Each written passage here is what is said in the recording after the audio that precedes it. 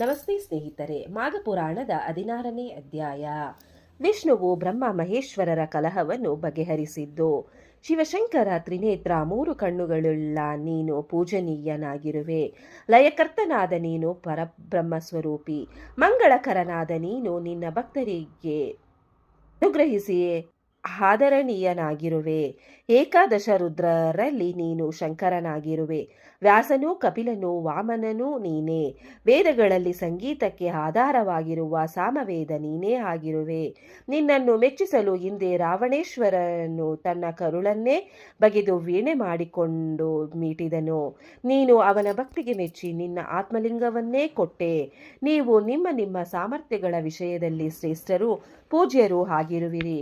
ಆದರೆ ರಜೋಗುಣಕ್ಕೆ ಅಧೀನರಾಗಿ ನಾನು ಹೆಚ್ಚು ತಾನು ಹೆಚ್ಚು ಎಂದು ಕಲಹವಾಡುತ್ತಿರುವಿರಿ ಎಂದು ಹೇಳಿದ ಬಳಿಕ ಅಂತರ್ಧಾನಾದನು. ಬ್ರಹ್ಮ ಮಹೇಶ್ವರರು ಮಹಾವಿಷ್ಣುವಿನ ಅಂಶಗಳಾಗಿರುವುದೆಂದು ತಿಳಿದು ತಮ್ಮ ತಮ್ಮ ಕಲಹವನ್ನು ನಿಲ್ಲಿಸಿದರು. ಇಬ್ಬರೂ ವಿಷ್ಣುವನ್ನು ಪೂಜಿಸತೊಡಗಿದರು. ಜಹನ್ನು, ಶ್ರೀಹರಿಯ ಮಹಿಮೆಯನ್ನು ಕೇಳಿದ್ದೀಯಾ?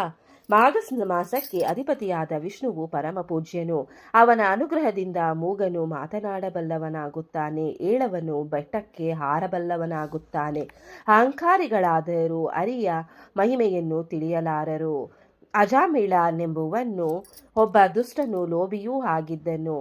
ಅವನು ತನ್ನ ಅಂತ್ಯಕಾಲದಲ್ಲಿ ತನ್ನ ನಾರಾಯಣನೆಂಬ ಮಗನ ಹೆಸರು ಹಿಡಿದು ಕೂಗಿ ಕರೆದು ಮೋಕ್ಷ ಹೊಂದಿದನು.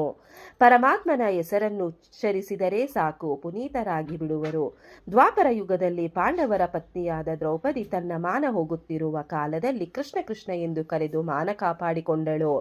ಕೃಷ್ಣ ಪರಮಾತ್ಮನು ಕೂಡಲೇ ಒಲಿದನು. ಆದುದರಿಂದ ಮಾನವರಿಗೆ ಶ್ರೀಹರಿಯ ನಾಮ ಸಂಕೀರ್ತನೆ ಮೋಕ್ಷ ಸಾಧನೆಗೆ ಒಂದು ಸುಲಭೋಪಾಯವಾಗಿದೆ. ಮಾಘ ಮಾಸದಲ್ಲಿ ಸ್ನಾನ ಮಾಡಿ ಮಾಘಾಧಿಪತಿಯಾದ ಶ್ರೀಹರಿಯನ್ನು ಧ್ಯಾನಿಸಲು ಮನುಷ್ಯರಾದವರು ಮಾಘವ್ರತ ಕೈಕೊಳ್ಳಬೇಕು. ಶ್ರೀಹರಿಯ ಭಕ್ತಿಯೇ ಮುಕ್ತಿಗೆ ಮಾರ್ಗವಾಗಿರುತ್ತದೆ. ದಶಾವತಾರಿಯಾದ ಶ್ರೀಹರಿಯು ಕಲಿಯುಗದಲ್ಲಿ ಭಕ್ತಿಗೆ ಹೊಲಿಯುತ್ತಾನೆ. ಹರಿಕಥೆಗಳನ್ನು ಕೇಳುವುದು ಪರಮಾತ್ಮನಲ್ಲಿ ಹೊಂದಾಗಲು ಸಾಧನವಾಗಿರುತ್ತದೆ. ಮಾಘ ಮಾಸದಲ್ಲಿ ಮಾಘಸ್ನಾನ ಮಾಡಿ ಮಾಘ ಪುರಾಣ ಶ್ರವಣ ಮಾಡಿದವನು ಶ್ರೀಹರಿ ಸಾಯುಜ್ಯ ಹೊಂದುವನು. ಇದರಲ್ಲಿ ಎಳ್ಳಷ್ಟೂ ಸಂದೇಹವಿಲ್ಲ. ನಿನಗೆ ಒಬ್ಬ ಬ್ರಾಹ್ಮಣನ ಕಥೆಯನ್ನು ಹೇಳುತ್ತೇನೆ, ಕೇಳು ಎಂದು ಹೇಳುತ್ತಾ 16ನೇ ಅಧ್ಯಾಯವು ಇಲ್ಲಿಯೇ ಮುಕ್ತಾಯಗೊಂಡಿತು. ಈ ಅಧ್ಯಾಯವನ್ನು ಓದಿದವರು, ಕೇಳಿದವರಿಗೂ, ಶ್ರವಣ ಮಾಡಿದವರಿಗೂ ಆ ಭಗವಂತನು ಒಳ್ಳೆಯದನ್ನು ಮಾಡುತ್ತಾನೆ. ಓಂ ನಮೋ ಭಗವತೆ ವಾಸುದೇವಾಯ ನಮಃ. ಓಂ ನಮಃ ಶಿವಾಯ. ಧನ್ಯವಾದಗಳು ಸ್ನೇಹಿತರೆ. ವಿಡಿಯೋ ನೋಡಿಕ್ಕೆ ಎಲ್ಲರಿಗೂ ಧನ್ಯವಾದಗಳು.